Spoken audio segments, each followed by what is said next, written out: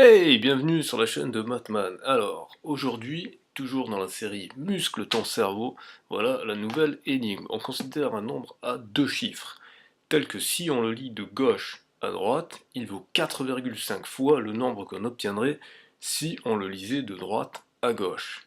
Donc l'énigme, quel est ce nombre? Donc je répète, tu imagines un nombre donc à deux chiffres, et il devrait être égal à 4,5 fois le nombre que tu aurais si tu lisais de la droite vers la gauche. Alors, avant de te donner la réponse, je vais donner un indice, si jamais tu as du mal à démarrer.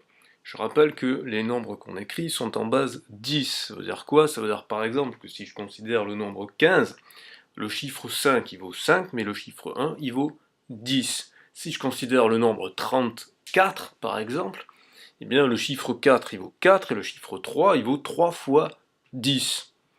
Donc voilà une bonne façon pour commencer à démarrer notre histoire. Donc à partir de maintenant, j'estime que tu as mis pause sur la vidéo et que tu as cherché par toi-même. Et donc je vais te dévoiler la réponse. Comme d'habitude, j'ai mis un petit texte pour pouvoir voir le déroulé du calcul. Alors comme je viens de le dire, si on a un nombre à deux chiffres, donc appelons A son chiffre des dizaines et B son chiffre des unités, en fait ça veut dire qu'on a 10A plus B. Et on dit que ce nombre-là doit être égal à 4,5 fois le nombre que l'on aurait obtenu si on avait lu de droite vers la gauche, c'est-à-dire si le chiffre des dizaines était B et le chiffre des unités A, ce qui se traduit par 10A plus B, donc le nombre de départ, égale 4,5 facteur, donc c'est-à-dire multiplié, par 10A, par 10B, pardon, plus A. Donc voici une équation. Une équation avec deux inconnus. Mais on va voir que c'est assez simple.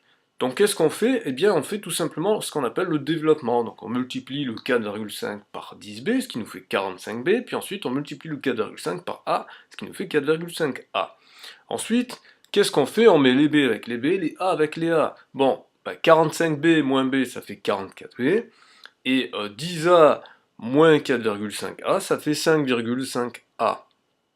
Là, on voit qu'on peut simplifier par 11, parce que 44 c'est 4 fois 11, et que 5,5, eh bien c'est 5 fois 11 sur 10. Autrement dit, ça fait 5 fois donc 11 sur 10, donc ça fait 0,5 fois 11.